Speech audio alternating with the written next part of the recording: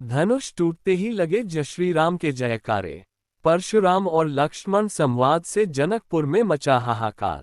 आजमगढ़ जिले के फूलपुर तहसील के अंबारी पांडेय का पूरा रामलीला में रविवार की रात तीसरे दिन जनशक्ति रामलीला समिति के तत्वाधान में चल रही रामलीला में अहिल्या उद्धार, सीता स्वयंवर और परशुराम और लक्ष्मण संवाद का मंचन किया गया। धनुष यज्ञ का मंचन देख जय श्रीराम के जयकारे से पूरा क्षेत्र गूंज उठा। अहिल्या उद्धार के बाद विश्वामित्र को राजा जनक जी द्वारा सीता स्वयंवर के शामिल होने का निमंत्रण मिलने के बाद जनकपुर में चहल पहल देख देवऋषि नारद जनकपुर पहुंच गए। उन्हें जानकारी मिली कि लंका के राजा रावण और बानासुर को आमंत्रित नहीं किया गया है। उन्होंने खुद रावण और बानासुर को जाकर सीता स्वयंवर के लिए आमंत्रित किया।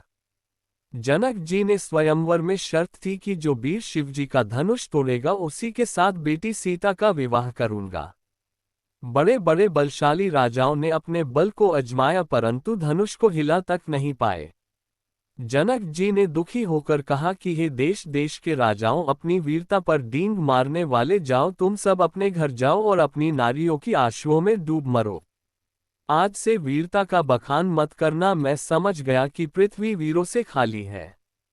ये बात लक्ष्मण जी को अच्छा नहीं लगा और उन्होंने कहा कि हे राजन, जब कोई रघुवंशी बैठा हो वहां ऐसी बात कोई नहीं कहता, यहाँ तो साक्षात प्रभु राम बैठे हैं। विश्वामित्र की आज्ञा पाकर प्रभु श्रीराम उठे और धनुष को प्रणाम किया। जो ही धनुष का प्रत्यंचा चढ़ाना चाहा, धनुष के कई खंड हो गए। पूरे प्रांगण में जयघोष होने लगा। इस दौरान कलाकारों ने परशुराम लक्ष्मण संवाद का मंचन प्रस्तुत कर दर्शकों को रोमांचित कर दिया। भगवान शिव जी के द्वारा दिए गए धनुष को संभाल रहे भगवान परशुराम ने रामावतार को जानकर प्रभु श्रीराम को धनुष को समर्पित कर वन को चले जाने का मंचन सधे हुए कलाकारों ने प्रस्तुत किया। इसके बाद सीता जी ने राम जी के गले में जयमाला पहना दी। पूरा प्रांगण मांगलिक गीतों से गूंज गया। ताज़ा तरीन खबरों के लिए जनहितकारी न्यूज़ 24 को सब्सक्राइब, लाइक और शेयर ज़रूर करें।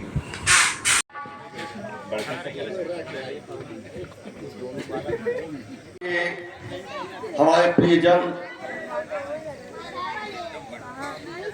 गांववासी, आप लोगों के द्वारा जो ये रामलीला की जा रही है, ये हमारे पूर्वजों की धरोहर है।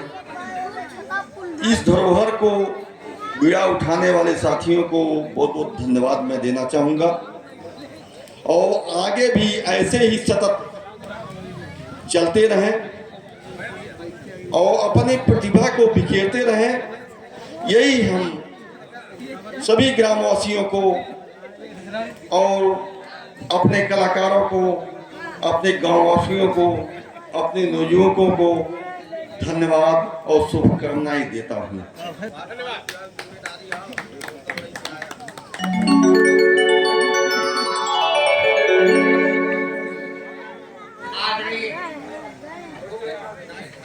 हमारे ग्राम सभा के माताओं बहनों, आप सबों से हमारा एक निवेदन है।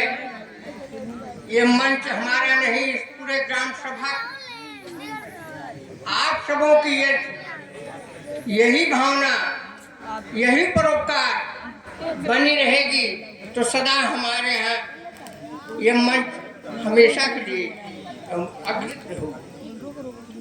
हमारे पूर्वजों की बनी हुई पुनः के साथ ये आपका तो वाक वचन को हम समाप्त करें।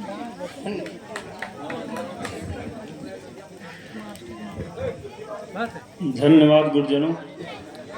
आज रामलीला जनशक्ति अंबारी पांडे की पूरा की तरफ से मैं आए हुए सभी रामलीला ग्रामवासियों को दिल की अंतम गहराइयों से स्वागत एवं अभिनंदन करता हूँ और ये कहना चाहता हूँ कि आप लोग इस धरोहर को बचाने के लिए पूरा सहयोग दीजिए। और रामलीला अनवरत चलता रहेगा। और जैसे भगवान श्री राम सब कुछ त्याग के और वन की ओर चल दिए, और राजपाट सब कुछ त्याग के वन की ओर चल दिए, सब जन कल्याण के लिए ओल किए थे। इसलिए ये रामलीला होना बहुत जरूरी है। इसी के साथ मैं अपनी भाषा को विराम देता हूँ और फिर से यह कहना चाहता हूँ कि आप लोग साथ जरूर दीजिए। धन्यवाद। बोले भगवान श्री रामचंद्र के। सबसे पहले तो ऑर्गेनाइजिंग कमेटी को बधाई दूंगा, आशीर्वाद दूंगा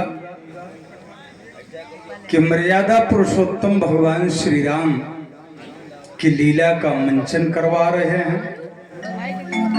साथ ही साथ आशीर्वाद और बधाई म्यूजिशियंस साथी जो हैं उनको भी दूंगा,